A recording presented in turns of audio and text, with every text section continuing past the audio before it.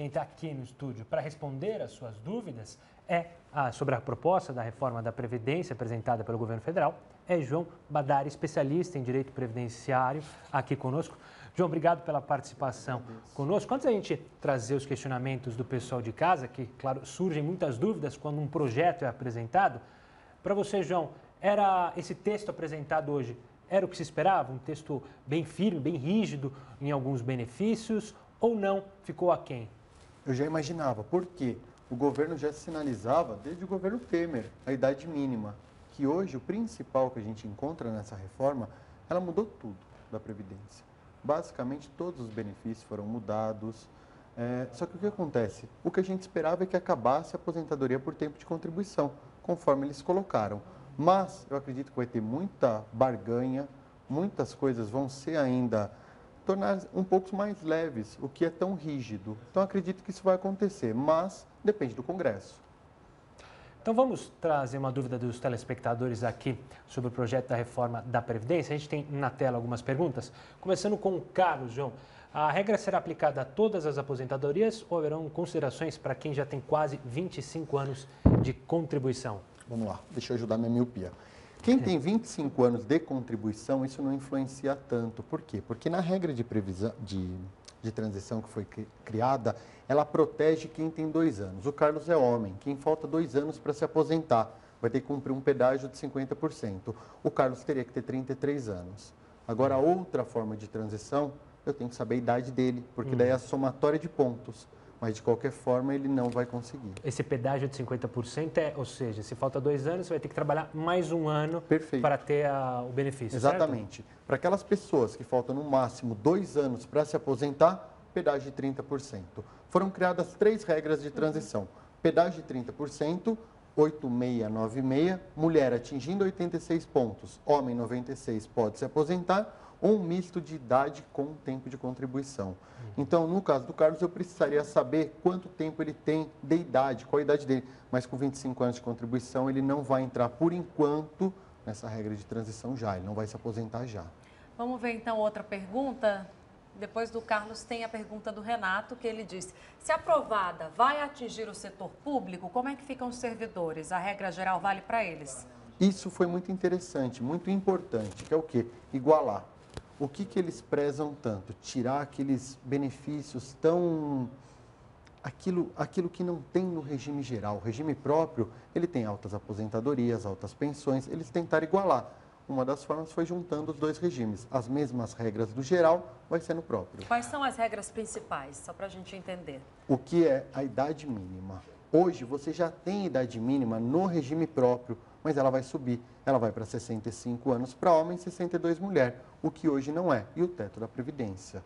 O que muda também no regime próprio, a alíquota de contribuição. Vou dar um exemplo. Se a pessoa ganhar R$30 mil por mês, ela tem uma alíquota de mais de quase 17%, 16,8%. Então, a alíquota vai ser diferente. Subiu. Hoje é 14%, pode chegar até 22%. Ô, João, mas entrando ainda ali naquele discurso que você fez agora no começo, que há um regime que tem o poder de barganha ali, por isso é alto. A gente sabe que os servidores públicos têm um lobby muito grande ali no Congresso. Você imagina que essa igualdade vai ser criticada lá na hora que chegar no Congresso? Ou seja, muitos deputados sofrerão pressão de agentes públicos, dos servidores públicos, das categorias, para que a regra de transição, a regra deles continue diferente? Seja um pouco, acredito que sim. Por quê? A força política deles é muito alta. O servidor público, a bancada dos servidores, então, a gente sabe que vai ter a barganha aí também. Mas eu acredito que o governo não vai ceder nessa parte. Ele, já que vai fazer uma reforma, vai ser para todos os setores da economia, seja o próprio como o privado.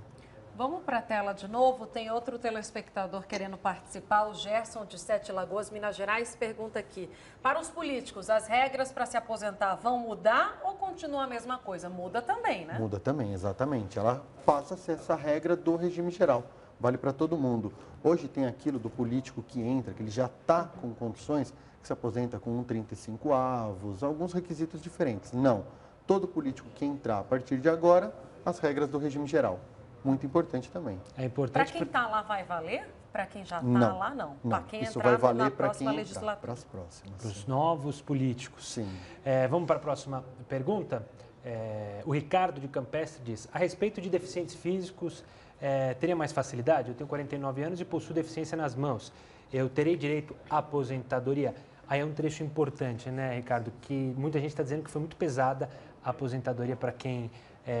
para deficientes, num trecho ali do benefício, a do PPC. Sim. Aqui o caso dele, ele diz que tem 49 anos. Eu não sei qual é essa deficiência na mão, porque ela vai de moderada, de grave até moderada e leve. Então ele tem que passar por uma perícia, porque o que diminui para ele é o tempo de contribuição. Como ele é homem, vai de 33 anos a 25, dependendo do que a perícia atestar da incapacidade dele. A reforma não modificou isso. Mas vamos aproveitar, já que você falou do BPC, que é o benefício de prestação continuada, a gente mostrou que o ministro Onyx se reuniu com os governadores. E um desses pontos criticados pelos governadores foi justamente que foi muito rígido o BPC. Como era esse BPC e como é proposto a partir de agora? Hoje, um idoso com mais de 65 anos que vive em condição de miserabilidade, ou seja, uma renda mensal inferior a 1/4 do salário mínimo, ele pode pedir esse benefício. A gente chama vulgarmente de LOAS, mas chama benefício de prestação continuada, é de um salário mínimo. Agora, com a proposta, vai para 70 anos. Imagina você, vivendo em condição de miserável, aumentar seu tempo, a sua idade para 70 anos, já é difícil você sobreviver até os 65. Mais um ponto que eu acredito que eles vão tornar menos rígido. Agora tem um outro ponto também criticado e que me parece que foi muito severo em relação aos trabalhadores rurais, né, que mantém a mesma idade de 60 anos para homens e mulheres, né? Isso daí pode ser alterado chegando lá no Por favor, que seja alterado, porque o Bolsonaro foi categórico que homem e mulher você não pode igualar. Isso são dados do IBGE. Uma mulher trabalha 20 horas por mês a mais que um homem. Ela exerce a dupla, a tripla jornada. Hoje eu estou aqui dando uma entrevista, a minha esposa está cuidando da minha filha e da minha casa. Então tem que se atentar a essa realidade. A mulher com 55 anos ainda trabalhar na roça é difícil. Trabalha no sol, na chuva, com enxada. Imagina com 60. Sabe, tem que se atentar. O pessoal, quando nós encontramos esses projetos de lei, são feitos pelo pessoal do ar-condicionado, que não conhece a vida lá fora. Isso que eu ia te perguntar, por que você acha que passou essa regra em específico? Porque não conhece a realidade do campo, sabe? Não conhece a realidade daquela pessoa que realmente trabalha na lavoura, trabalha na chuva, no sol, no frio. É uma regra feita utópica, é uma regra teórica. Pois é. Agora a gente vai de novo para a tela, vamos voltar com as perguntas dos nossos telespectadores, porque o Albuquerque de Itajaí, Santa Catarina, pergunta assim, viúva nesta nova fase vai receber integral ou só 80% do que o marido recebia? Como é que fica a situação das pensões por morte? Tá. Só posso concluir da rural que o professor também, o professor igualou as idades, homem e mulher. Eu tenho esposa em casa, professora. Professor, ele não tem mais uma saúde, não só física como mental, para conseguir tocar uma sala de aula com 60 anos de idade, com 30 anos de magistério, de sala de aula, muito difícil. Vamos lá, pensão por morte. Pensão por morte hoje, você recebe o benefício integral. O que é o benefício integral? O valor que seria a sua aposentadoria. A pensão, ela se torna aquele valor de aposentadoria. Aqui na reforma, não. São 60% mais 10% por dependente. Como aqui. Um dependente ficou apenas a esposa, o esposo, o marido faleceu, ficou a esposa, vai receber 70%, 60% mais 10% daquele dependente. Então, ela falou de 80% se tivessem 2 dependentes. No caso da nossa telespectadora que falou. Do nosso telespectador, né? É aqui no 3, né? Que no caso é o viúvo ou a viúva mais 2 filhos, não é isso? Aí receberia 80%. Exatamente. 100% só se for o viúvo ou a viúva mais os 4 filhos, né? Isso, daí 100% seria se tivesse, acho, 4 filhos. 4 filhos ficassem, exatamente. Tá. Vamos para mais uma dúvida que os nossos telespectadores estão mandando. Muita gente está preocupado, claro.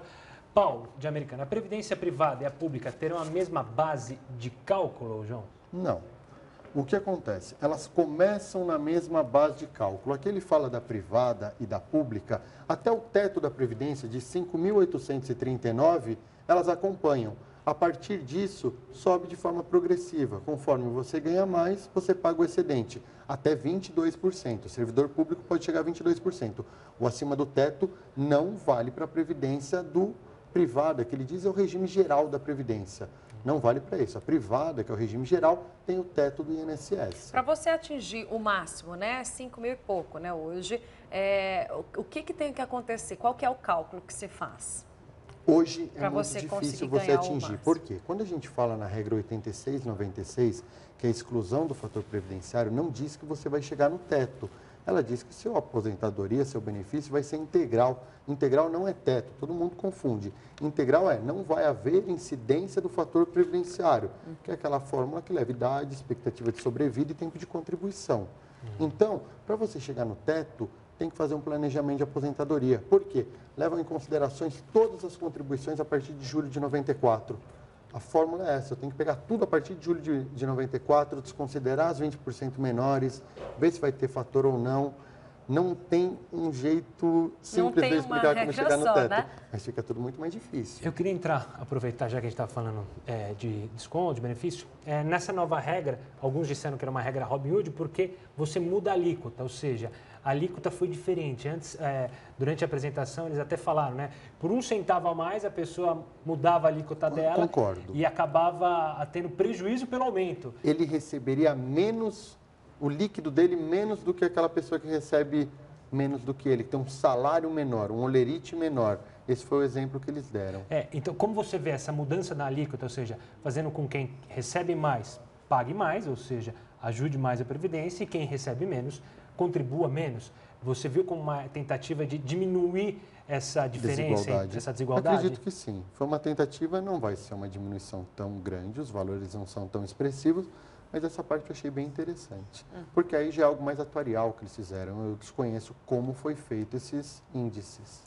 Agora a gente vai aqui para a tela novamente, vamos ler a pergunta dessa vez do Luiz de São Bernardo do Campo. Eu já entrei com um pedido de aposentadoria. Como é que fica a situação dele?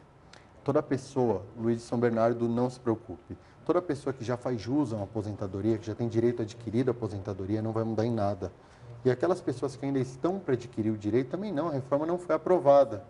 Isso é bom salientar, né? Porque muitas pessoas que estão há 1 ano de se aposentar estão nessa dúvida, teve que pedir antecipar. Não se antecipe não para pedir aposentadoria. Senão você vai fazer besteira. Para mim seria ótimo, na Record virar e falar, corre para se aposentar, vai ter uma reforma totalmente rígida.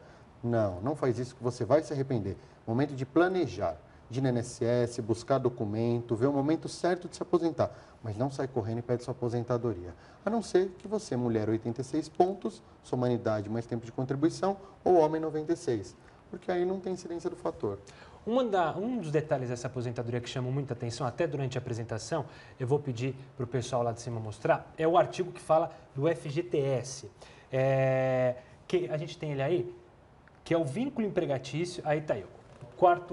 Um item aqui, o vínculo empregatício mantido no momento da concessão de aposentadoria voluntária não ensejará o pagamento da indenização compensatória prevista no inciso 1 do caput do artigo 7 da Constituição, nem o depósito do Fundo de Garantia do Tempo de Serviço devido a partir da concessão da aposentadoria. Ou seja, traduzindo, aquela multa de 40%, você aposentou, continua no trabalho. A multa de 40% do seu fundo de garantia, a partir do momento que você aposentou, você não recebe de acordo com essa proposta. Para o aposentado. Para o aposentado, O sim. empregador, ele não tem mais nem que fazer o recolhimento do seu fundo de garantia nem a multa, mas para o aposentado. Não para uma pessoa normal. Não para uma pessoa recebe normalmente os 40%. Mas você acha que esse artigo em especial pode ser também criticado lá na frente, já que envolve uma questão do artigo da Constituição, a multa do FGTS que estava lá na Constituição de 88, ou seja, isso também é algo que pode ser mexido quando chegar lá no Congresso? Eu acredito que isso fere até mesmo a isonomia, que é protegido pela Constituição. A proteção ao trabalhador, que é o quê? Você está tratando 2 trabalhadores iguais, que prestam serviço igualmente, de forma diferente, retirando um direito do trabalhador. E isso é novo para mim. Hoje tudo é muito novo, muito... Eu preciso ver se isso pode ser também alterado por emenda à Constituição. Talvez não possa, talvez essa garantia não possa ser retirada por meio de emenda. Mas eu não sei, é uma suposição minha. Até mesmo durante a apresentação da equipe do governo, se falava ali, né, em momentos que o Congresso vai decidir aquilo que não for constitucional, o STF Sim, vai decidir. Vai para a Comissão de Constituição e Justiça, tem muito chão. As pessoas têm que ter muita calma nessa hora quando se fala de um projeto, né? Isso daqui é para segundo semestre. Para agora é a briga política que começa. Depois, a aprovação mesmo vai levar um tempo. Vamos voltar para a tela, então, porque tem participação do telespectador. Eu posso ficar? Pode ficar. Claro, Marinete fala de Maceió, diz: sou aposentada, continuo contribuindo com o INSS e o meu intuito é ganhar o teto. Olha aí a pergunta que eu te fiz. Infelizmente. Eu posso solicitar a revisão do meu salário? Revisão da aposentadoria dela, sim.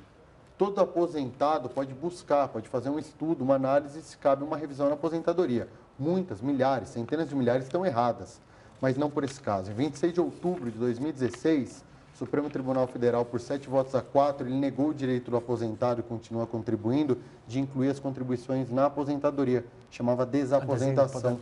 Infelizmente, essa ação não passou. Agora a gente vem com quem? A pergunta agora do Jorge, do Rio de Janeiro, diz: tenho 56 anos de idade e 23 anos de contribuição. Se as regras da reforma forem aprovadas, quanto tempo falta para ele se aposentar, o Jorge? Então, 56 anos de idade, 23 anos de contribuição. Você já contribuiu os 20. Eu até trouxe a minha agendinha com uma caneta que eu ia fazer o cálculo. Para ele chegar no 86, a gente tem o período de transição agora, ele vai ter 79... Olha, o Jorge, vou fazer de cabeça aqui, ele vai ter que trabalhar pelo menos aí mais uns 6 anos. Estou pegando as 3 regras, porque ele só tem mais uns 7 anos, perdão, para ele chegar nos 30. Ele não tem nem os 30 anos ainda. Então, o Jorge não aposenta nem agora e dificilmente ele vai entrar até na regra de transição. Na regra de transição ele entra, vai chegar na idade que ela vai subindo meio ponto. Eu colocaria aqui que o Jorge vai ter que contribuir mais uns 9 anos. Uns 9 É anos. um cálculo que eu preciso cálculo fazer, rápido, porque claro, vai levando meio ano, que vai subindo, que a regra de transição do meio é essa. Acredito que mais uns 9 ou 10 anos. Durante a entrevista, até a equipe econômica falou que a regra da pontuação tende a ser a mais usada por todas essas 3 possibilidades. A do Jorge já não seria nem a da pontuação. Nem a de pontuação. A pontuação ela vai chegar a 100 ou 105, o Jorge vai estar longe disso. A do Jorge seria a segunda regra, que é mesclando a idade mínima com o tempo de contribuição. Um dos detalhes dessa regra nova é que a pessoa pode se aposentar com mais do que a média do salário, né, na da pontuação que eles criaram ali. Se você contribuir por mais de 40 anos, ou seja, você pode receber 110% da média do seu salário. Totalmente utópico. Utópico é aquilo, a pessoa não consegue aposentar e não vale a pena, a conta não fecha, a porcentagem vai ser tão pequena que esses longos anos a mais que ele vai trabalhar não vai compensar. Financeiramente, a aposentadoria pagando, ela já paga aquela diferença dele. Então, na ponta do lápis não vale a pena. É uma conta, é um peixe que você não pode, é um peixe que você não pode comprar, não Exatamente, é um gato vendido por leve, é aquela isso, famosa não vai coisa. ter, eu não vou ter frutos daquilo que eu paguei a mais. Eu vou receber um pouquinho a mais, vou dar um exemplo.